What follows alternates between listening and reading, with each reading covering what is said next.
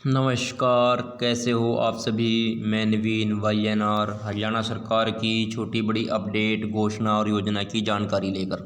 जैसा कि आप सभी को पता है, हमारे चैनल का मुख्य उद्देश्य है सरकार की जो भी अपडेट आए वो सबसे पहले आप सभी को बताई जाए। हरियाणा कौशल रोजगार निगम से संबंधित एक और बहुत बड़ी अपडेट है आप सभी के लिए। कौशल रोजगार निगम हरियाणा कर्मचारी संघ के प्रधान सुभाष लांबा कौशल रोजगार निगम का विरोध क्यों कर रहे हैं, और लगातार हमने आपको बताया है कि हरियाणा के जो कर्मचारी संघ के प्रधान हैं सुभाष लांबा, वो लगातार इस कौशल रोजगार निगम का विरोध कर रहे हैं। पूरी जानकारी आपको इस वीडियो में देंगे, क्या है कारण, कहां तक सही है और कहां तक गलत है। अगर आपने अभी तक इस चैनल को सब्सक्राइब नहीं किया, सब्सक्राइब जरूर करें। कौशल रोजगार निगम का विरोध क्यों? हरियाणा कर्मचारी संघ के प्रधान सुभाष लांबा हरियाणा कौशल रोजगार निगम के गठन का विरोध कर रहे हैं। उन्हें लगता था कि जो ठेकेदार कर्मचारियों का प्राइवेट फंड PFESI का पैसा जमा नहीं कराते हैं, कम पैसा देते हैं, उनके चंगुल से कर्मचारी छूट जाएगा। मगर अब कौशल रोजगार निगम की शर्तें सामने आ रही हैं तो उससे कर्मचारी की सेवा की सुरक्षा की गारंटी नहीं है। जो कर्मचारी इस समय एजेंसियों के जरिए लगे हुए हैं और ज़्यादा पैसे प्राप्त कर रहे हैं, उन्हें भी गारंटी नहीं रही। कौशल रोजगार निगम के जरिए नियुक्ति की जो शर्तें तैयार की जा रही है वे सही नहीं है।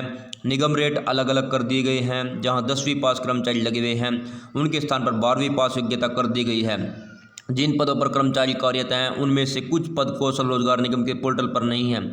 अलग अलग विभागों के काफ़ी कर्मचारी बाहर हो गए हैं। गलियारों में चर्चा है कौशल रोजगार निगम चूँकि सरकारी है और इस आयोग के जरिए जो कर्मचारी रखे जाएंगे भविष्य में वे रेगुलर होने की मांग कर सकते हैं। NHM के कर्मचारी इस आयोग के दायरे में नहीं हैं आएंगे क्योंकि वे मिशन मोड में लगे हुए हैं। अभी प्रारंभिक तौर पर 30,000 रुपये मासिक वेतन वाले कर्मचारियों को इसके दायरे में लाया गया है। यानी जिन पदों की शुरुआती वेतन 30,000 रुपये या कम है वे ही इस दायरे में आएंगे, भले आज उन्हें 30,000 रुपये से ज़्यादा वेतन मिल रहा है।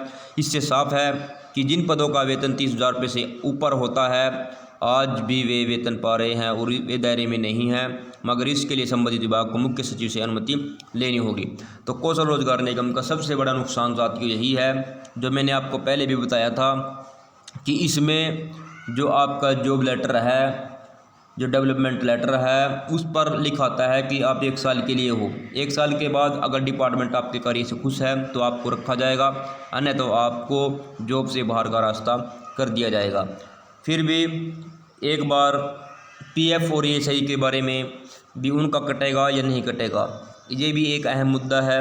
दूसरी सबसे बड़ी बात है, कुछ पोस्ट अभी भी ऐसी हैं जो कौशल रोजगार निगम की साइट पर शो नहीं कर रही है, और हमने कई कैंडिडेट ऐसे हैं जिनके फॉर्म भरने थे लेकिन उनकी साइट पर जो है अपडेट नहीं है। जैसे फायरमैन की शुरू में हमने बात की थी, हमने उनके फॉर्म भरे लेकिन फायरमैन का ऑप्शन साइट पर नहीं था, अब पता नहीं आया या नहीं आया। तो ऐसे बहुत सी पोस्ट हैं जो साइट पर अभी तक अपडेट नहीं हुई है कौशल रोजगार निगम की। और सरकार ने एक वादा किया था कि पहले हम उन्हीं कर्मचारियों को रखेंगे जो सरकार में पहले लगे हुए थे, किसी कारणवश हट गए थे, लेकिन अभी तक उस फाइल पर भी कोई कार्य सही होता हुआ नज़र नहीं दिख रहा है। क्योंकि लगातार साथियों के कमेंट आ रहे हैं कि हमने लगभग 3 महीने पहले फॉर्म भरा था, एक्सपीरियंस है 3 वर्ष का 4 वर्ष का, लेकिन अभी तक ज्वाइनिंग नहीं हुई। कब ज्वाइनिंग होगी इसके बारे में अभी तक कोई कंफर्मेशन मैसेज नहीं है।